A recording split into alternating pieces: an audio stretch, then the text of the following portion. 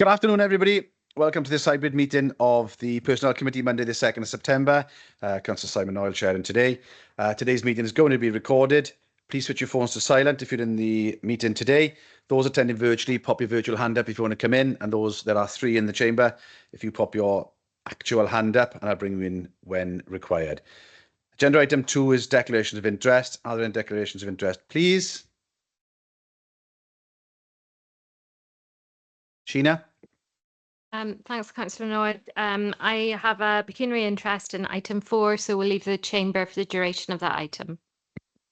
Thanks, Sheena. Anyone else?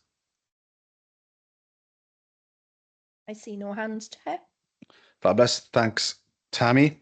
Agenda item 3 is the minutes of the previous meeting held on the 11th of March 2024, found on pages 5 to 8 of the agenda pack, and are here for approval of accuracy. I propose, and can I have a seconder, please? Happy to second, Chair. Thank you. Are there any members against?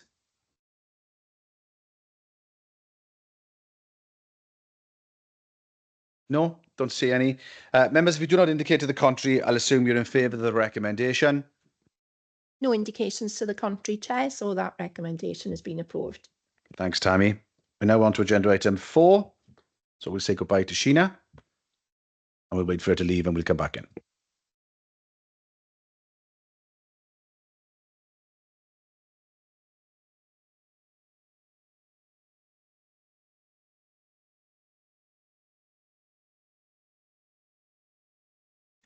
Okay, Sheena's left. So agenda item 4 is the additional annual leave day. The report is on pages 9 to 20 of our pack, and it is here for decision today. We've got Kath with us. Kath, is there anything you want to add at this stage? No, I think that's covered it, Chair. Thank you. Thanks, Kath. Members, do you have any questions? I've got one hand up virtually, so I'll bring in Councillor Caroline Lewis. Caroline, please. Hiya, I just wanted to ask the question with regards to additional leave and school staff that are not teaching staff, so basically non-teaching staff that work within schools. How does the annual leave work for them? Because they're on 39-week contracts and most can't take leave during term time. I've always been a bit curious, how does it work? I can answer that. The additional annual leave day, as the same with the other annual leave days, are prorated. So it'll be 39th over 52 weeks, and then it would be sort of up to the individual schools how they allocate the annual leave days in accordance with the school needs. But if you're a 39-week contract, you're not paid for those 13 weeks as teachers are. When it changed, you're not paid for the 13 weeks that you're off during the holidays. You could work elsewhere, couldn't you? Because you're not contracted to the school. So where do the support staff get any form of annual leave or holidays?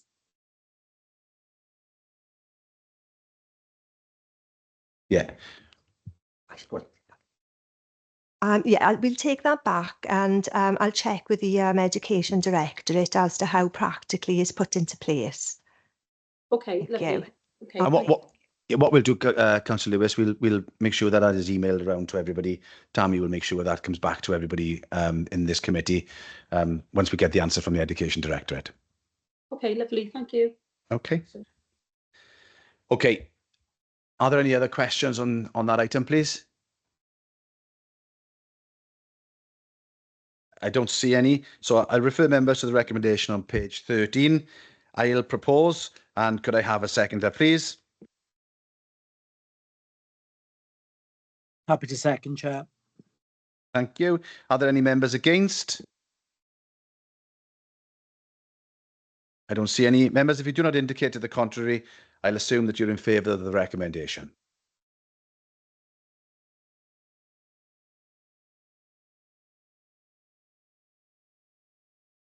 Tammy? Thank you.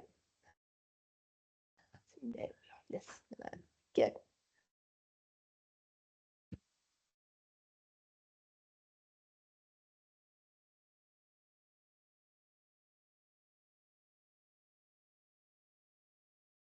Okay, Sheena's back in the room.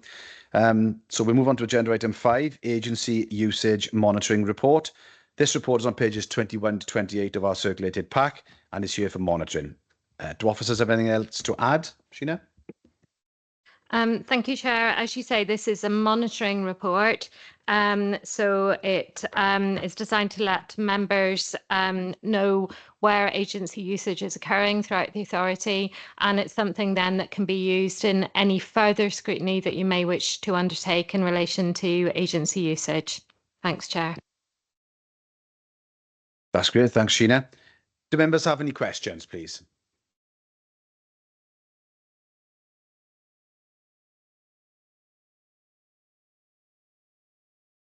There we are. Yeah, we have at least one. So we've got Councillor Sean Percy indication. Sean, please. Diolch Cadeirydd, thank you. Yeah, just from a HR point of view, obviously I appreciate that we can pick up some of the specifics in other scrutiny committees. But is there some central support from HR in terms of the overall aim and perhaps reducing some of the agency spend? I've got, looking at the waste one, for example, it's been fairly level from last year to this year. And obviously, I think most of us are aware that it's very important to continue the operational delivery of those services. It's very critical. But is there any central support from HR to Directorate, not just waste? I can see social services is a big element as well, for that sort of ongoing aim of reducing agency usage where possible. Diolch, thank you. Thanks, Councillor Percy. So yes, the answer is there is support provided. So we did a lot of work with social services going back a number of years. Agency usage in social services used to be extremely high. And it's not just the expenditure that was a concern. When you're using agency workers, you're not, and I don't want to blanket all agency workers in relation to this, but you're not necessarily getting the continuity of care, the commitment, the motivation in terms of agency workers versus your own permanent members of staff. So we did a lot of work in social services. We created a peripatetic team of social workers, so our employees, but who could be deployed where there were gaps that needed to be plugged. It was very cost efficient, but also meant that we had members of staff that we knew, that we could trust, that we could rely on. So those examples have been shared across the council. They've certainly been shared with the Waste Service as well. The talent management team that we established last year is available to work with managers and heads of service and to look at ways in which we can increase the attraction offer of our vacant posts. So there'll be an amount of agency usage that relates to vacancies in the workforce, and there's certainly a lot we can do with the services to help them in relation to that. But there are other things that we can suggest as an alternative to agency usage, which we can certainly look at doing. Is that okay, Sean? Could I come back briefly, please, Chair? Yeah, you may, of course. Yeah, thank you. No, thanks for that, Sheena. And I sort of echo the sentiments of what you said in terms of the benefits of having sort of our own regular staff, and I think that applies across all directorates. And you know, I know I see Scott's on the call, and we've had discussions about waste in scrutiny as well. And you know, actually having the regular crew on a regular round is really important for the level of service that people expect, because they know the little odd little spots where people put their bins out, and all those little things are very important, aren't they, for service delivery.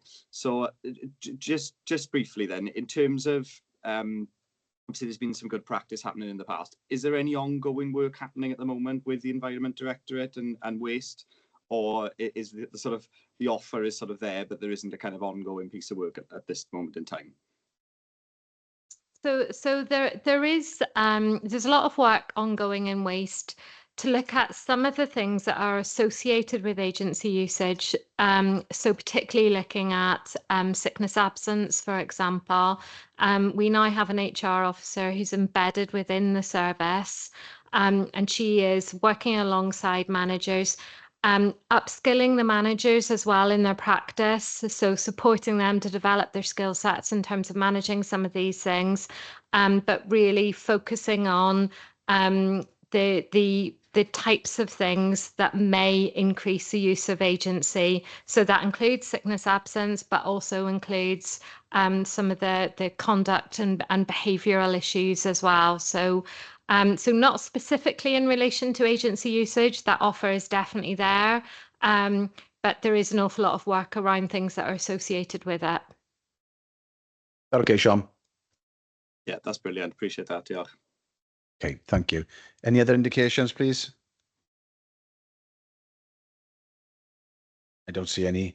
Therefore, we will note the report. Thank you. We move on then to agenda item 6, which is the revised long service award scheme. This report's on pages 29 to 44 of our pack. Officers, Sheena, anything further to add, please? No, thank you, Chair. Okay, are there any questions related to agenda item 6, please? Yes, we've got one. So we've got an indication from Councillor Caroline Lewis. Caroline, please. Yeah, sorry again, and I've got another question after this. Yes, with the long service award, I just wanted to query something. I could see that school staff, basically, if they've worked in the school for 25 years or up to 50 years, it just seems a little unfair that it has to go to the governors within the school, and then the governing body, and they decide on whether the school staff get the additional £250 long service award. I know it's not a life-changing amount of money, but it just seems a bit unfair that the rest of NPT staff get it, yet school staff have to, well, many might not get it depending on budget, I would have thought. Sheena? So my understanding is that this relates to the school's delegated budget. So the expenditure is something that the school themselves have to determine whether or not they are prepared to spend it. I will double check that's the case. I've assumed it's to do with the school's delegated budget, but I don't absolutely know that. So I'll pick it up with education colleagues and just confirm that back to you. Okay, lovely. Thank you. There we are. Another one for Tammy to bring back for us, please. Make sure everybody gets the details. Any other further questions on this item, please? No, I don't see any. So I'll refer members to the recommendation on page 31 of our pack. Could I have a proposer and a seconder, please? I'm happy to propose, Chair. Thank you.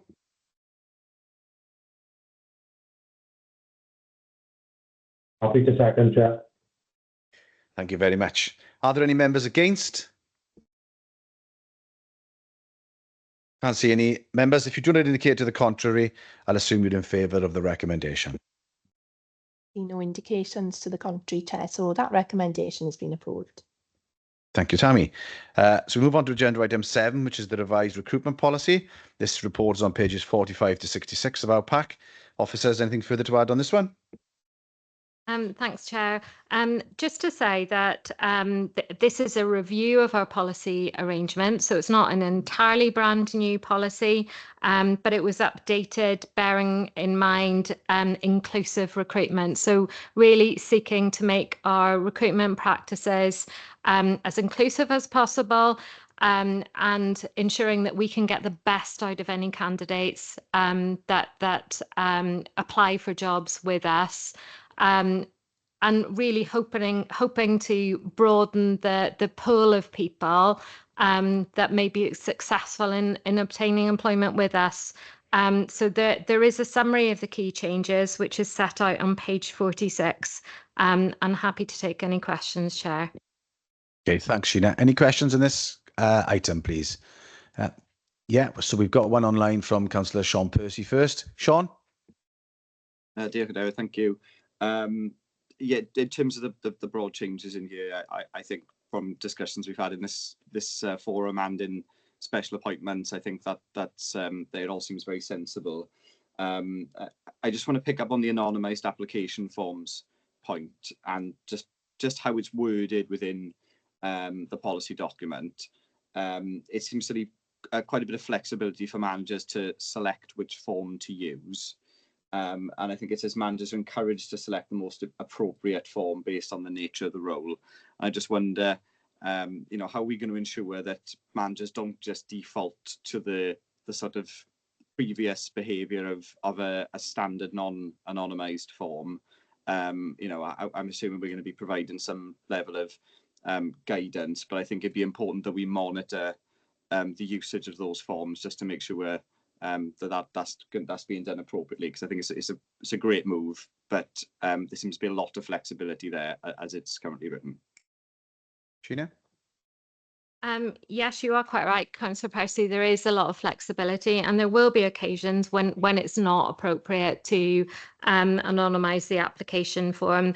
So the most recent example of that was the appointment of the Chief Executive. We didn't anonymise the application forms for that post because basically it would have been really difficult for those forms to be truly anonymous. There will be other occasions. So with some of our posts where there are safeguarding arrangements, it may be necessary, again, for those application forms not to be anonymous. What we have said in the policy is that the anonymised application forms are the default forms that managers should use. So our expectation is that the majority of jobs should be considered in this way. What we'll do is we will monitor it. So we'll monitor the use of the anonymised application form, and that's something that we can report on in the strategic workforce plan. So this was a key action in the delivery plan for year 2 of the strategic workforce plan. So we can include monitoring in terms of the impact that this action has had, and we can relook at the wording if necessary. So we'll report by March on the year 2 delivery plan. You'll be able to see what kind of impact we've had.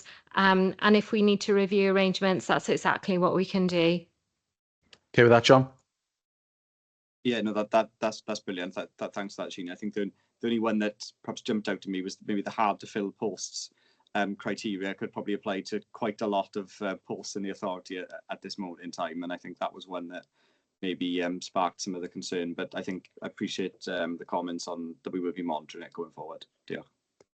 Thank you, Sean. We've got another indication, please, from Councillor Caroline Lewis. Caroline, please.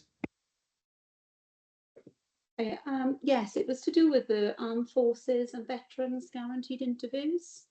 I'm just curious as to how does it work when you use an outside recruitment agency for certain jobs within the authority? How do you know that they're following, you know, the recommendations that NPT follow? Gina? So even where we use outside agencies, there will be a recruiting manager from Neath Purtalba involved in that process. So they will have a responsibility to ensure that they are applying the Neath Purtalba policy and procedures. Okay, and then just another question, you know, how many veterans have you employed? Have you got statistics on that? You seem to have it on a lot of other, I don't know what the right word I'm looking for is. Genders and things like that. Genders, yes. So, how, yeah, do you have statistics on how many ex-military personnel you do have employed? That's a piece of data that we are actually working on at the moment. So we've included it in the information that employees can provide us with, because obviously the guaranteed interview for Armed Forces veterans, that's only been in existence for a handful of years, and we may well have other Armed Forces veterans within our workforce. So we are working on increasing the data that we have around that. We're not able to report with any confidence at the moment in relation to it. All right, well, it would be good to have the exact date of when it came into play, and since it's been in force, how many. I know they've got a guaranteed interview, doesn't mean you're going to get guaranteed the job, but it would be interesting to see how many we've employed. Yeah, I don't know if we capture the data in relation to the number that apply for jobs with us. I don't know if it's possible for us to provide that at all, but leave that with me. I'll have a conversation with the data person in my team and see what we're able to do, and whatever we can report on, we will. Yeah, that would be really good, because if they've got a guaranteed interview, it would be interesting.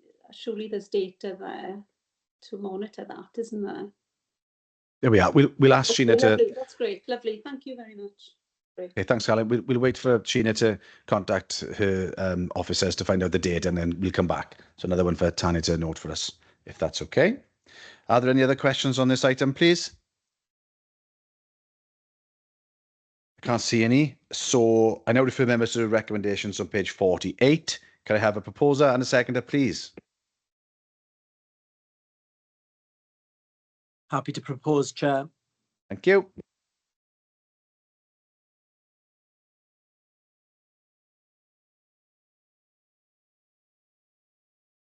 Happy to second, Chair. I'm not sure if anyone else has in the chamber. Thank you very much as well. I think that's good. Are there any members against?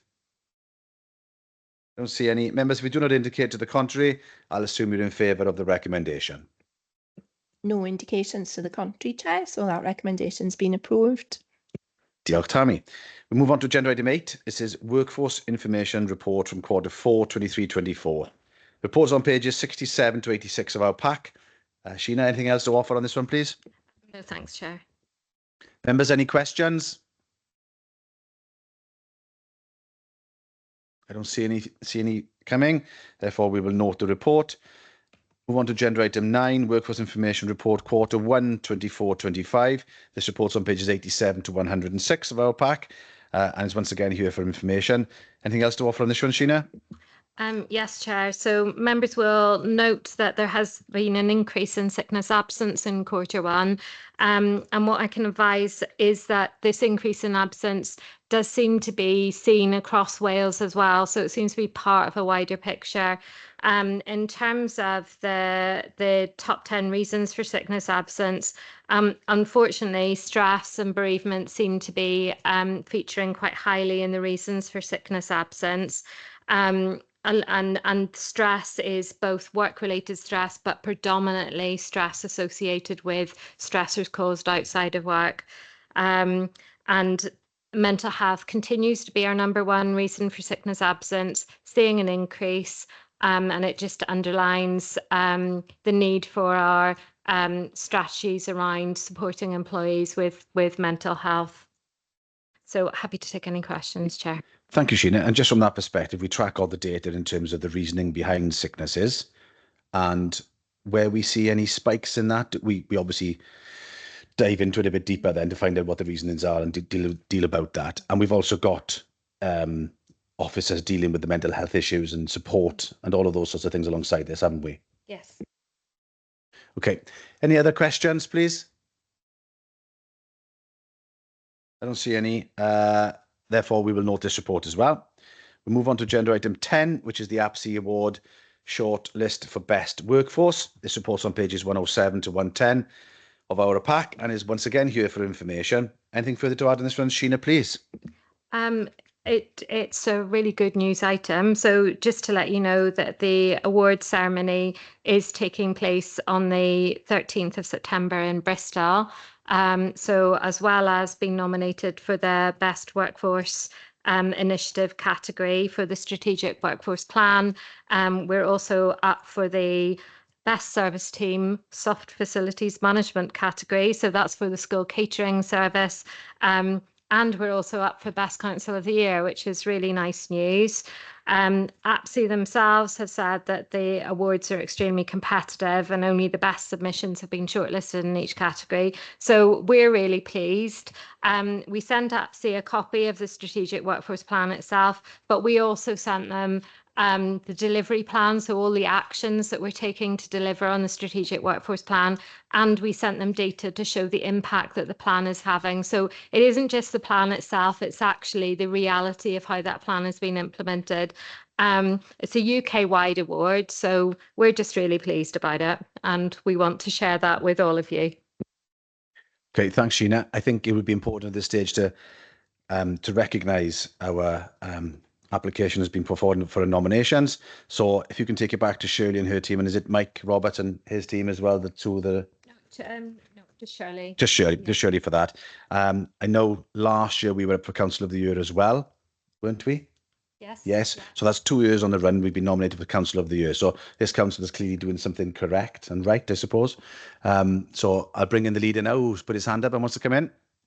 Yeah, thanks, Simon, and thanks, Sheena, for that report. And as you've just said, it's the second year on the run, and I know there's some new categories in there. Let's go one better and beat Wigan. I think it was Wigan who actually took the award last year. But we need to point out as well, we're the only Welsh council that's been nominated. So that's not just doing something right and doing something best in the whole of Wales as a local authority. But remember last year when you made a comment, Sheena, that it's not you, obviously it's the team effort, but right across this authority under the most extenuating circumstances with the pressures that we all know that we've seen and faced. What a fantastic job. Take it back to everybody, Noelwen, take it back to the teams. You know, I think it's not just a good news story. It'll uplift this authority in a way that it should. So I think massive congratulations, irrespective of the results. But let's all cross our fingers, our toes and everything else. And hopefully we can go one better than we did last year. Thank you, Simon. Okay, thank you, leader. Any other questions? I don't see any, therefore we will note this report as well.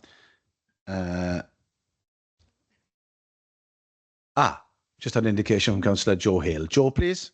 Yes, just wanted to say, you know, what a fantastic achievement and, you know, well done to everybody for getting this far. It's amazing. Well done. Thank you, Joe. Nobody else? No. Okay. We move on to agenda item 11 then, which is urgent items, of which I have none. And then we'll go to agenda item 12, which is access to meetings. So we need to resolve to exclude the public pursuant to section 100A 4 and 5 of the Local Government Act 1972 for the following item of business, which involves the likely disclosure of exempt information as defined in paragraph 15 of part 4 of the schedule 12A of the above act. Please can I have a proposer and a seconder to move into private? I'm happy to propose, Chair. Thank you.